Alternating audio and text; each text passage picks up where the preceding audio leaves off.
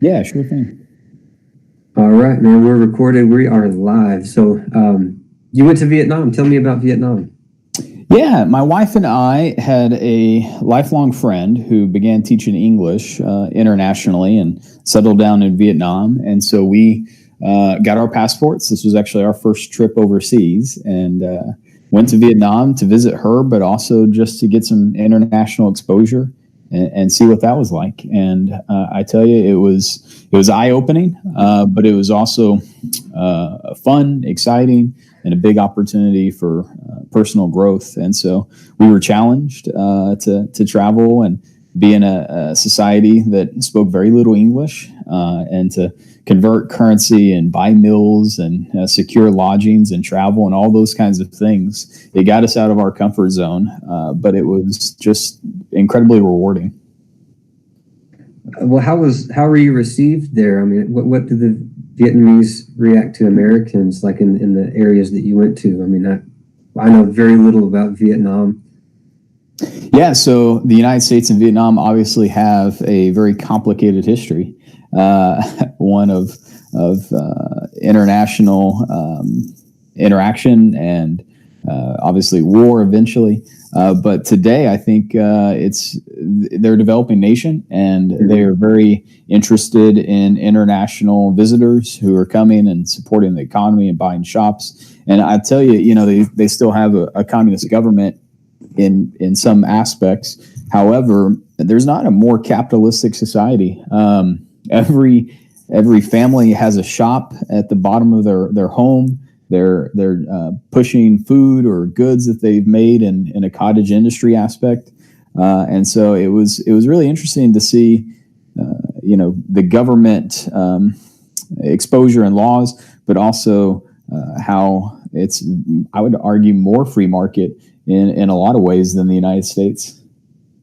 What ways did you see more of a free market over there? It's unregulated commerce. Every family is selling some good. There's some of the bigger restaurants and bars have permits, but a lot of it is just selling to your community, your block, your neighborhood, and so you can go to the pharmacy and buy any sort of goods that you need for your medical needs without prescriptions. It's really unregulated, and a lot of that made me uncomfortable. But it was interesting to see.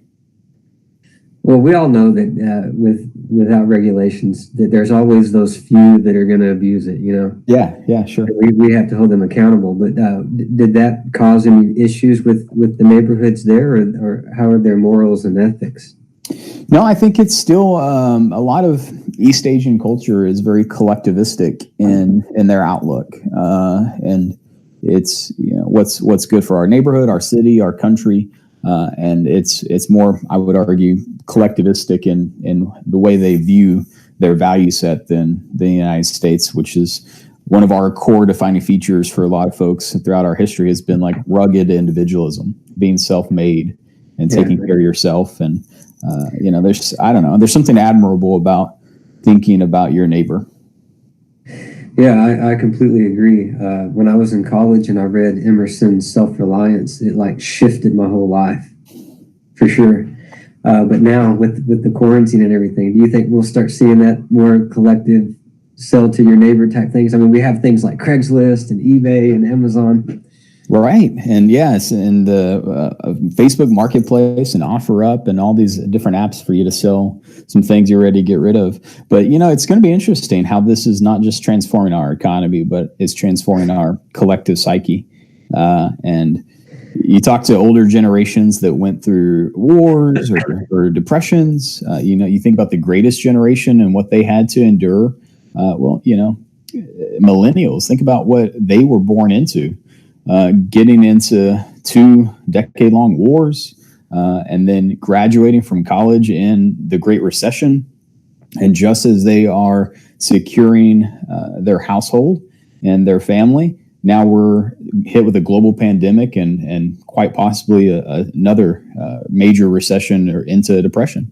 And so these are big defining features for a whole generation of Americans. For kids who are coming of age, how are they going to view the importance of not just the federal government, which everyone is always interested in, but there are big disparities on how state governments and localities are responding to this crisis. And so I'm curious, as a government teacher, how our young people are going to view the importance of elections and just valuing competency in government. Because now all of a sudden for them, it's life and death. Yeah, I think there's something to be said. Like when we go down a road we haven't been, we need to have conversations we haven't had in order to find our way back. Right. And I think that, you talk about the old timers, they didn't have the communications infrastructure that we do. I mean, just us sitting down like this was 30 years ago, not possible. For sure. 40 years ago, not possible. So we've definitely got that working in our favor. But what would you like to see locally here in Mesquite, Dallas, that you think would help our economy? It's going to transform, right? Just obviously, I'm not in the future prediction business, but I'm just thinking of the kinds of jobs that we're going to need over the next year and a half. Not just obviously logistics of moving goods, but if we're going to open society back up and live until we have a vaccine, we're going to have big conversations about like civil liberties and whether we're comfortable with big tech firms giving the government data about where we go and where we shop and whether we ate at a restaurant, because when there's a confirmed case at your local Chili's, well, who else was there at that time? And can we find those people and see who they've come in contact with? That's what contact tracing looks like. And it's working in Hong Kong. But like we said earlier, there's a more collectivistic approach in those societies. And so I'm curious how, not just in the age of President Trump, but, this would be true, I think, under any president. Are we comfortable with any administration knowing where we go, at what time, and where we live and who we interacted with? And so these are going to be big struggles for America. But if we're going to live in a COVID-19 pre-vaccine world, we're going to have tens, if not hundreds of thousands of people installing infrastructure to be able to do contact tracing, to running down those investigations. So I think that part is what I'm most interested in us having big conversations as a society about, and we need to have it quickly if we're going to open up, in the next, what I'm hearing, couple of weeks, month, whatever these ideas are. That's the countries that are making it work. They have contact tracing on a big capacity. That's awesome. Yeah, contact tracing. That's something that I haven't heard before. I know tracking where you've been and what you're clicking on and all that kind of stuff, but I've never thought about what its use could be in that sense. That's pretty interesting. Have you watched anything on Amazon Prime or Netflix that's interested you? Yeah, so we got into the fad on Tiger King and watched our way through that. And I've tried to find long series that I can sink my teeth into whenever I have free time. And my wife and I enjoy watching things together, but we also have a lot of different interests. And so, I was big on sports pre-pandemic, and there just is nothing, happening. So we try to be really active and work out in the garage and things. And so I'll go back on YouTube and find old sporting events or workouts or like CrossFit type of competitions and just watch, the 2017 strongman competition because I'm that desperate for content. So that's kind of my life right now. I was joking yesterday that I don't watch reality TV if you don't count sports, but we sat down and watched Lego Masters. So that's how desperate I'm getting. Oh man. Yeah. I'm scrolling through and listening to Joe Rogan's podcast, trying to find something interesting to download and read or watch. I did podcasts, during commutes. And so I have, I don't know, my consumption habit changed big time. Now that I'm at the house, I have not been able to get podcasts going. So when do you find time when you're at your place to work in some podcasts? Early mornings, late nights. Sometimes I get up at like 2, 3 in the morning. That's when it's quiet, with the kid running around. He's 4. If I wake him up, he wants to be involved, and then the itinerary quickly changes. Yeah.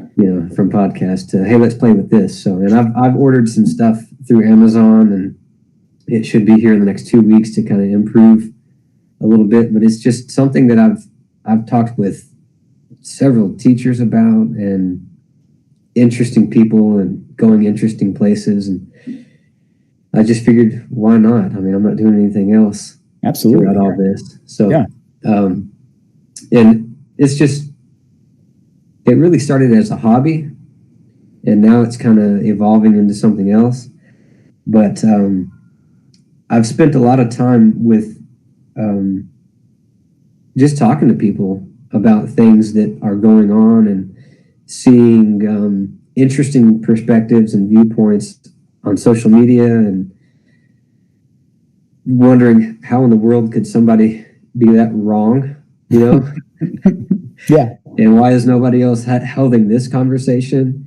John Krasinski's Good News, and all of the good news platforms, I enjoy watching and listening to, because I think that, especially in today's world, perspective is something we all struggle with social media, and who we're following and who's following us. And you do one thing. That's why I commend you and I applaud you, because being in office, even as a councilman, it's hard to please everyone. I'm glad that I've got you here, because there's a pothole at the end of my driveway. Yeah. Well, you brought up a really interesting point. I think, to take it back to my civics classes, the thing I am most nervous about is probably twofold. One is the denigration of just media in general, as some holistic, distrustworthy organization. And so that makes me really nervous that we've undercut the watchdog of power. But the other side that I get really nervous about is the replacement of media with social media, because what's really toxic about our Facebook feed, our Twitter feed, our Instagram, is that Silicon Valley has cultivated this universe that is not whole. It's just for Nathan. And it's built upon what Nathan already has, his pre-existing beliefs, communicating to big tech. Right. And so, yeah, it's really narrow casted into what you like and what you agree with. And so if that's all you consume, your mind is being told it's 100% right. It's never challenged. And if we, as friends and neighbors and coworkers, don't have important conversations with each other that sometimes can challenge those pre-existing beliefs, then it never happens. And we just grow more polarized, and we just grow more partisan, and we don't cultivate moderation or independence. We're just in this, incubator of our own ideas, and I think that's being borne out in our politics. The intensity, the polarization, the lack of compromise. I think a lot of it, you can't blame everything on Facebook, but it's us not consuming any other media or accepting challenges to our own beliefs. Well, I think it's a telling statement when I talk to clinical psychologists, and they tell a lot of the people that they work with, and they've told me that they tell these people, not that I see a shrink, sometimes I wonder, but they tell them, like, your anxiety and your depression is caused by this. So how about we monitor our screen time, not visit these places? And it's crazy to think, because so much is available. And if you're going to narrow your focus, you're going to cut out someone else's perspective, or you might be cutting out someone's voice that has a solution. And, public discourse has been talking about this since the 50s, when radio was replaced with the television. Now we have computers, and these things have more capability than, what I've heard, the first space, the first rocket that went to space, So it's just, it is interesting. And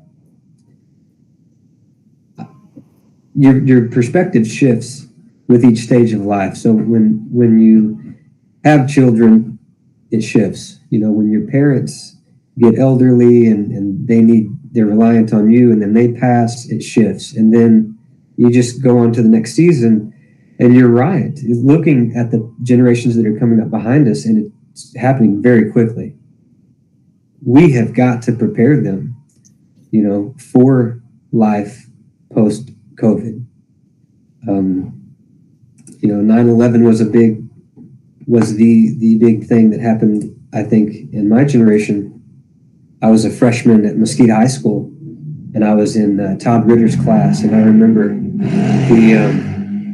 watching it happen on the screen, and we didn't talk about it. Like, there was teachers were not allowed to talk about it. The only conversation that we had was at home and what you saw online. And I'm not a conspiracy theorist, but you talk with people that have some outlandish ideas about what happens, and Joe Rogan talks about this with the coronavirus. We have got to start listening to smarter people, more professional than what we see online. And that's going to cut out a lot of our depression, cut out of a lot of our anxiety, and help us focus on finding a solution.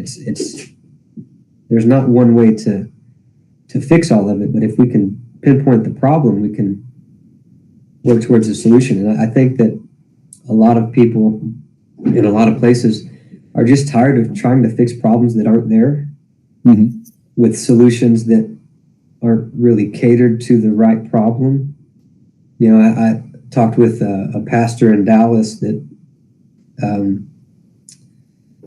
smarter than I am, more seasoned in life. And he says if a plumber comes in and finds a leak over here, he's not going to replace that point where it's leaking, because the water is actually running from the joint that's 30 feet that way. So we have to go to the source. And in my early 20s, that shifted my focus for real. Yeah. Well, I think it's going to be a big challenge, because what we've done, previous generations have had the media as a watchdog. They've had respect for government, maybe even too much respect for government. But today we've seen fallibility in leadership, right? At whichever partisan perspective you come from.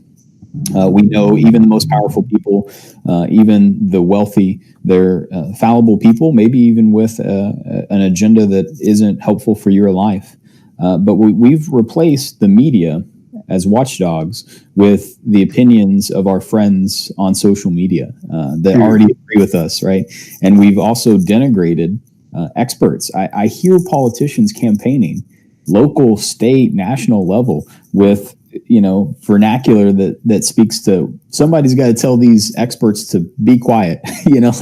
I got my own opinion. People who are leading their industry and want to contribute to a healthy society, we're saying, well, that's not helpful for my agenda, and so experts, you must have, you need to be undercut. And I think it is having impacts on this pandemic, and I think it's had impacts on wealth inequality for a generation or more. I don't know how we can turn society's boat back to having neutral referees that we trust in the media. And it's fair to always look for bias, but when politicians are able to paint the media as fake because they have asked critical questions, and there's a whole base that accepts that as the new truth, that makes me incredibly nervous about a democracy, right? Because the foundation is free journalism, right? Free press, and being able to hold government to account. So it does make me nervous, yeah. Well, part of it, with just talking locally with people, in the early 60s, we had the assassination of JFK here in Dallas. So that, I think that really hurt and shifted the public's view of what is going on with our government, what's happening with the struggle between this us and them attitude with government. And I think that foundationally, we have to begin locally working on tearing down those walls that were built before we were even born. And then after JFK, there was the war in Vietnam, the conflict in Vietnam, which Some schools don't even teach. Watergate. Yeah. Watergate. I mean, the list goes on and on. So how do you rebuild trust in a relationship with an institution that was, corrupted before you even arrived on the scene? I think it starts locally. It's not something that's from the federal down, I don't think. But I'm not really a political science major. You're working on your second master's degree. How's that going? Yeah, so I have a master's in educational leadership and public policy, and then also a half master's in political science. And so taking a little bit of a hiatus while I teach in some college classes. And so that's kind of where I'm at right now. I don't know if I'll ever finish the second master, especially with a kid on the way. And so now I'm starting to also look into educational leadership or administration. So my perspective is kind of changing. As much as I enjoy college classes and having some of these really big, deep questions with young people, there's other focuses, like you said, as you get into other seasons of your life. And then you also start to think about, how do I pay it forward for the next generation of young educators? That I had great mentors who helped me survive my first year and then eventually grow into hopefully somewhat competent educator. And so now in year 10, I'm looking to see how I can have an impact beyond, classroom. Well, I think that's awesome, man. Just don't give up on it. Keep focus on your family. Absolutely. That's number one. And then once that kind of stabilizes a little bit, get back in the ring. Right on. I have faith in you, man. I think you're. I know you're smart. I know you're doing a lot of great things locally and in the school system and in the city. And you're encouraging equity, and you're encouraging healing in a lot of areas, and you're encouraging conversation that I don't hear outside of you. You know what I mean? Yeah, that means a lot. Thank you. I appreciate that. So I'm in your corner, and I wanted to say that leadership is an interesting monster, because when things fall apart, people start becoming more and more interested in leadership. And I think seeing all of the issues, and a lot of them aren't really issues in social media. I think it's just kind of a red herring that keeps people distracted. But if we can just keep the main thing, and keep focused, and not be offended, and not get hurt, and not get vocal, and just take our offense and deal with it in healthy ways, and let our leaders lead. I think there's something that needs to be said in our society today of just letting the leaders lead. Let them do their job. And if you can't respect them, respect the position, because you might be in there one day.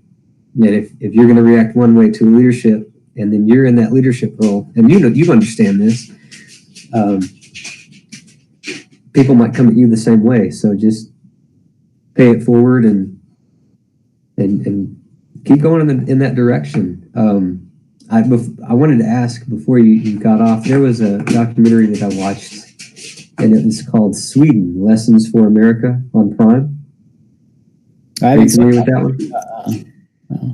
It's interesting to see this tug of war battle, capitalism, socialism, what countries are doing it better, and then what are the reasons for doing it. And one of the things coming up when I was in college and telling people I'm going to be a teacher, they always had their opinions, and they were never or rarely in the classroom, Yeah.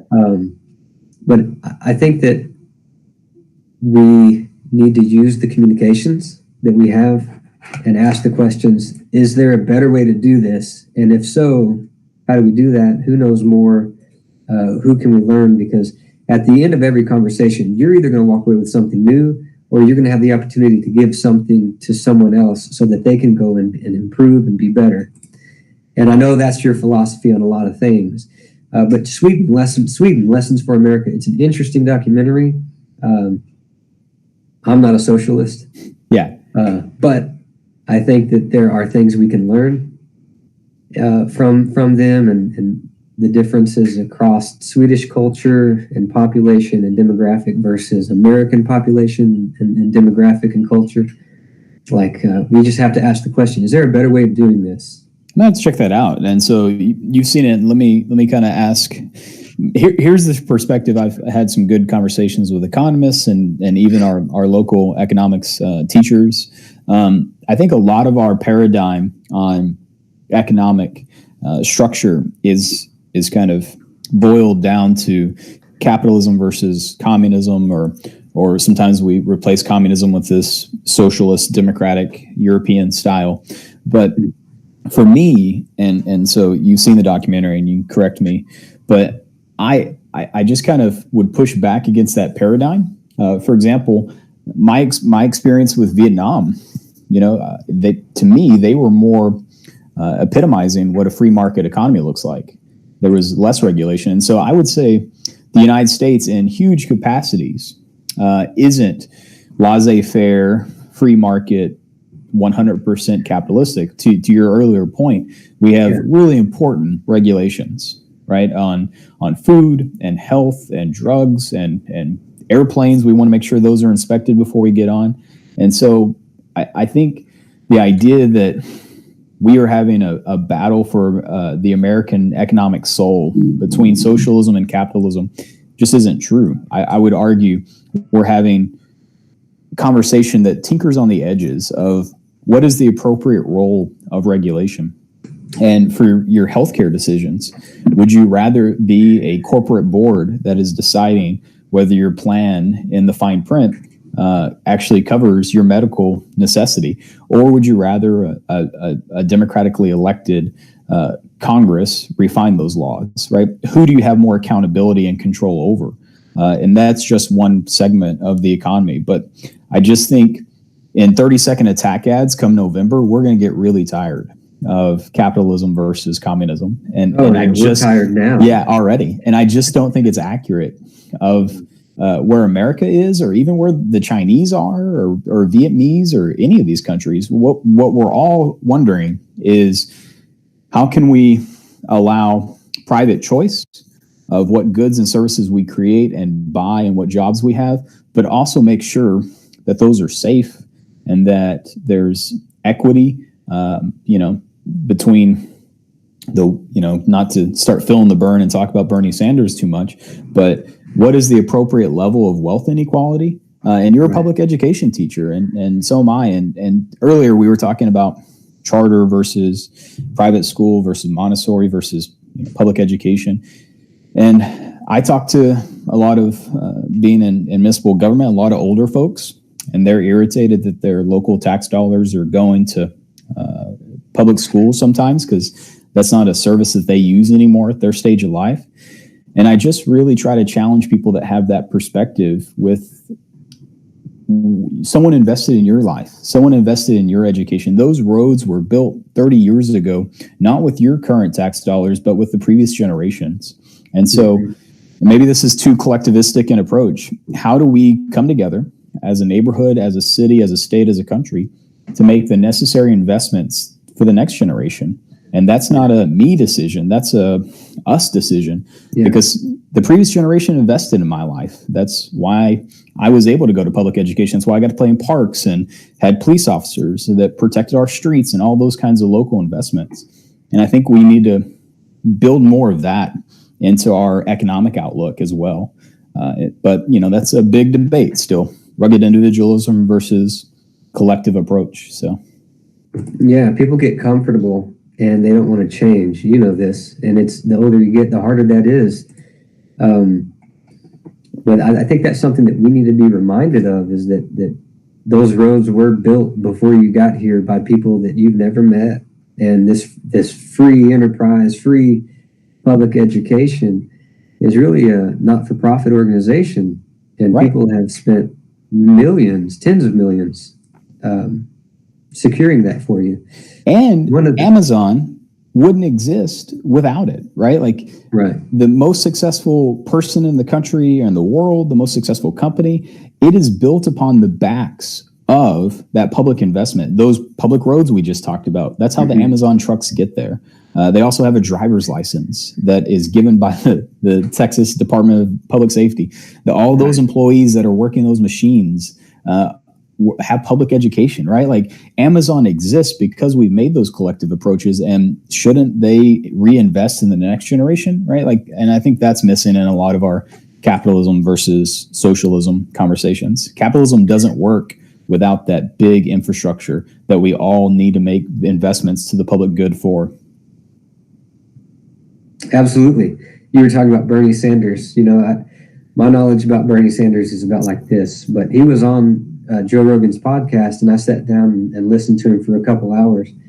And I mean, my perspective shifted just by doing that, because you're not going to be able to do that on the platform of a debate that's 15 seconds. They ask such difficult questions, and in 15 seconds, you're not going to capture an answer or right. an answer worth hearing. So just by sitting down and using that platform and listening to it, I walked away with a totally different perspective. And I thought, you know what? My perspective prior to sitting down was wrong.